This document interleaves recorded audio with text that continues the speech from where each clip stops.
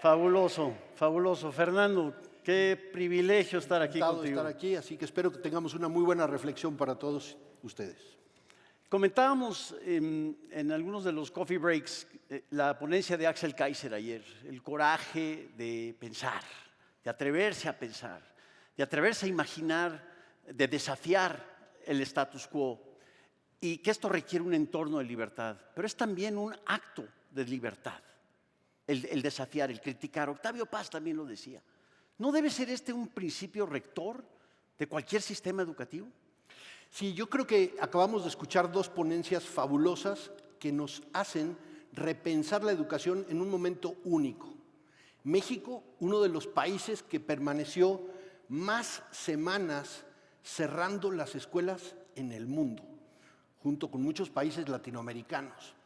Un país que tiene cerca de 2,000 universidades, casi 1,000 privadas. Un país donde perdemos talento cada transición. Tenemos más de 35 millones de estudiantes y 4 llegan a la universidad. ¿Dónde están los 31 que se perdieron? Porque la universidad, la escuela, no engancha, porque no hay paisajes de aprendizaje, porque no vivimos una experiencia de aprender como la que estamos viviendo acá.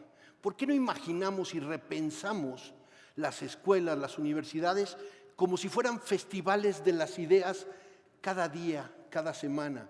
Aprendemos de las personas, no de los libros. Todo esto es un pensamiento que nos obliga a decir, si nosotros estamos en una escuela que nos lleva del aula 102 por el pasillo 3 al aula 104, ¿qué tiene que ver esto con lo que acabamos de escuchar con Rosán?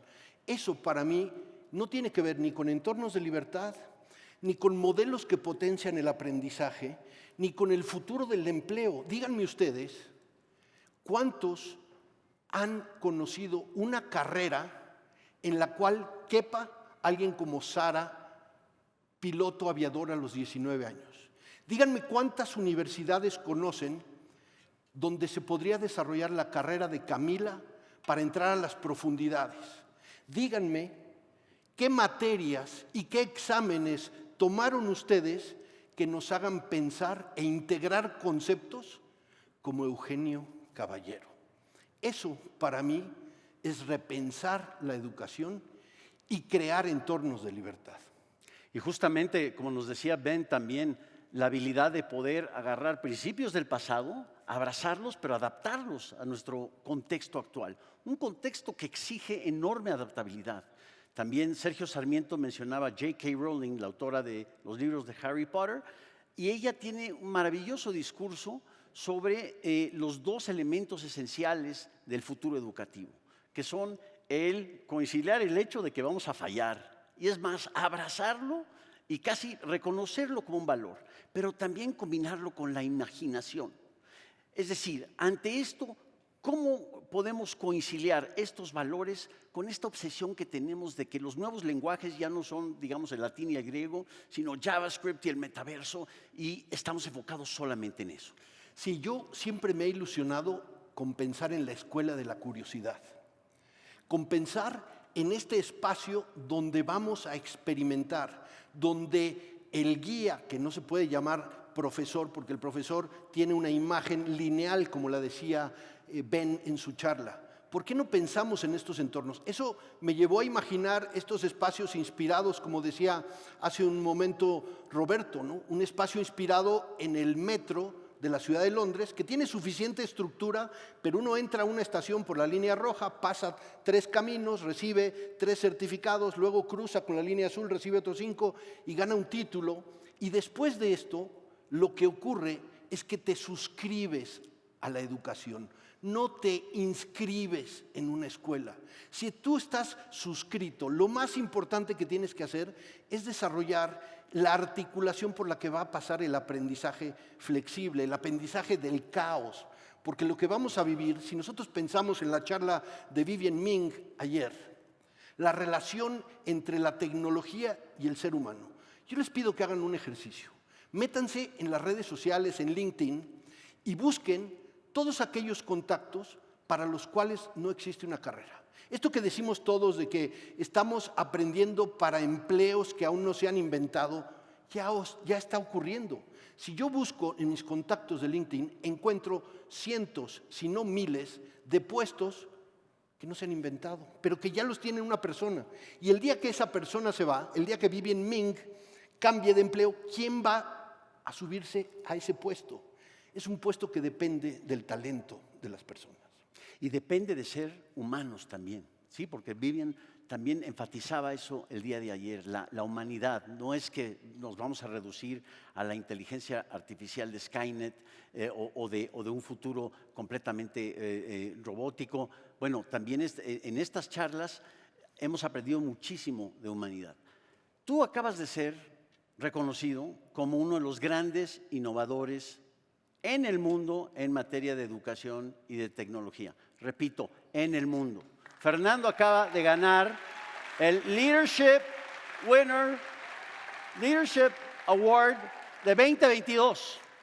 Ahora, ¿qué hiciste para merecer esto? Cuéntanos esta historia, por favor. Sí, la verdad es que yo llegué hace más de 15 años viviendo del mundo de tecnología. Yo hice mi carrera en el mundo de tecnología y de pronto entré a trabajar con una universidad para apoyarles en la relación de la universidad con las empresas. Yo venía de este mundo con una vorágine impresionante. Se duplicaba el tamaño de las empresas, la tecnología salía cada 6 meses. Entro a la universidad y fue como llegar a Kodak en tiempos de Instagram. Yo dije, este ritmo no puede ser real. La gente que trabajaba en estas universidades solamente conocía el trabajo de las universidades. Habían estudiado ahí, hicieron su maestría, hicieron su doctorado, tomaron una coordinación y nunca habían salido al mundo. Yo me topé con pared, empecé a sufrir. Empecé a ver que había personas que habían hecho franquicias escribiendo libros de cómo se debería enseñar cálculo. La semana 1 lees esta página, la semana 2 lees esta página.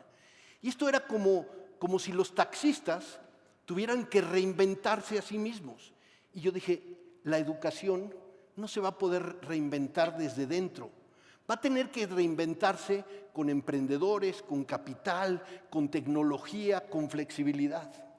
Y ahí fue donde empecé yo mi carrera hace 10 años, a crear un movimiento de edupreneurs, emprendedores que se atrevieran a transformar la educación. Y estos emprendedores eran profesores y profesoras frustradas, padres y madres de familia frustrados, estudiantes para los cuales el sistema no les servía, porque teníamos talento impresionante que lo había expulsado el sistema porque el día que hicieron el examen, pues se sentían mal o no habían estudiado o se desvelaron y eso determinaba tu vida. ¿O quién dijo que podíamos elegir una carrera que teníamos 4 años de estudio, a los 4 años estábamos listos para el mundo? Y ese fue el trayecto que yo hice. Me di cuenta que la educación y los problemas de aprender son iguales en China, en Singapur, en Israel, en Noruega, en Finlandia, en México, en Brasil.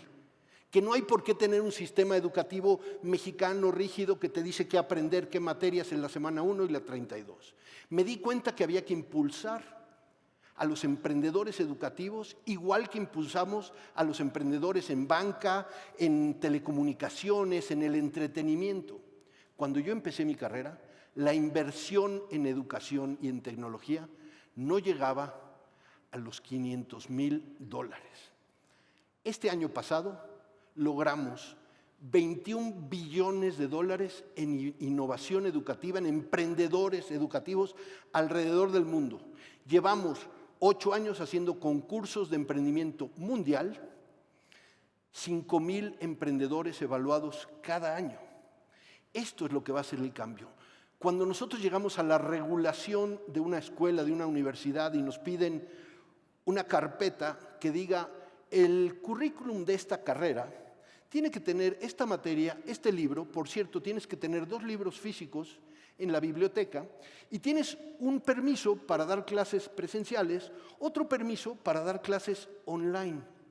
Válgame. Y ahora pasó COVID, cerramos las escuelas, el mundo es otro y la educación se quedó en tiempos de Kodak. De Kodak, o sea, del siglo pasado prácticamente. Y caray, Martha Nussbaum, otra gran especialista en la materia, nos ha invitado también a atrevernos a ver la educación, ¿no? Esta aventura del eduprendimiento, ¿sí? El eduprendimiento como cultivar la humanidad también, en donde no tan solo es cambiar el aprendizaje, sino aprender la virtud de lo que es el diálogo, del intercambio civilizado de ideas. ¿Hay algún modelo educativo en México que se aproxime a esto? Hay un modelo que vamos a crear en México.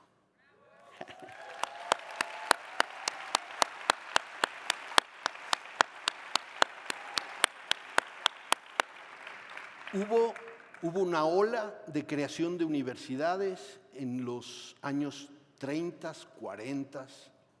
Hubo otra ola de creación de universidades en los años 60.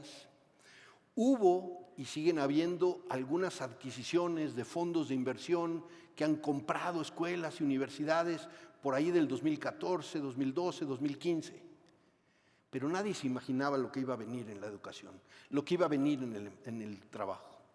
Y entonces creo que es momento de hacer una transformación de verdad, profunda. Y por eso me siento profundamente orgulloso de formar parte de esta iniciativa que va a ser la Universidad de la Libertad. La Universidad de la Libertad con los principios académicos de Minerva, pero llevados al 2022, con un espacio físico donde vale la pena desplazarse. ¿Por qué? Porque el activo tiempo, el tiempo que pasamos sentados en una aula, el tiempo que se desplaza un profesor, se tiene que potenciar. Como cualquier activo, nosotros depreciamos o apreciamos. Yo propongo, apreciemos mejor el tiempo, apreciemos mejor nuestro contacto con otros seres humanos, aprendamos de las personas, apreciemos también la información. La tecnología nos permite saber quién está enganchado, quién no, quién está aprovechando el espacio, quién necesita un apoyo emocional, cuándo le vamos a llamar a Efrén Martínez para que nos ayude con el propósito de esta persona que está vulnerable porque tuvo una pérdida. ¿Cómo le ayudamos a una persona que emocionalmente tuvo un espacio de vulnerabilidad? ¿Cómo hacemos para que el talento femenino logre los espacios que no se han logrado nunca en la historia? ¿Cómo hacemos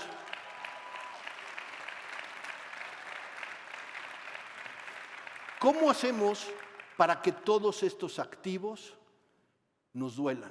Yo no he visto manifestaciones en contra de modificar el currículum. Yo no he visto a padres de familia involucrados en la educación diciendo yo no estoy de acuerdo con esta regulación.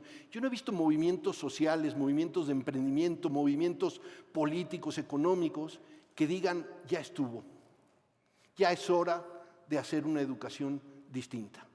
Y creo, y Ricardo te agradezco esa visión, creo que llegó el momento de hacer algo que transforme profundamente la educación en libertad, no solo para México, esto es para el mundo.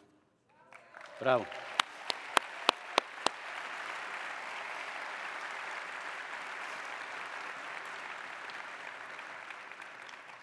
Me vas a invitar, ¿verdad? No. Caray, y también es un espacio de curiosidad, ¿no? Nos decías, nos compartías que la curiosidad como otro de los grandes valores de esa disrupción que estamos buscando y de desafiar el status quo. Pensemos en esto. ¿Quién dice que las universidades deben estar pensadas para niños y niñas entre 18 y 24 años? ¿Dónde está la universidad para los de 50 que nos tenemos que reinventar? Ya me bajé unos años, no le digan a nadie. ¿Dónde vamos a hacer una universidad que fomente el diálogo multigeneracional? ¿Quién nos enseña a hablar con estos millennials, a relacionarnos con la tecnología? Esto es crear unas rutas de aprendizaje que permitan la comunicación multigeneracional, el intercambio donde estudiantes, guías, todos aprendemos para toda la vida. No aprendemos por 4 años y estamos listos para nada. Es el mundo de caos, es un mundo de incertidumbre, es un mundo de profundas transformaciones, pero también, como bien lo han dicho todos, la única salida es ser más humanos, más emocionales, más sensibles, más conscientes. Pues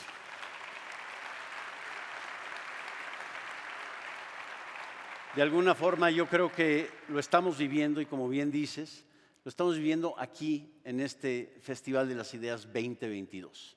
Y yo me quiero imaginar esa universidad como un festival permanente de ideas. Muchas gracias, Fernando. Gracias.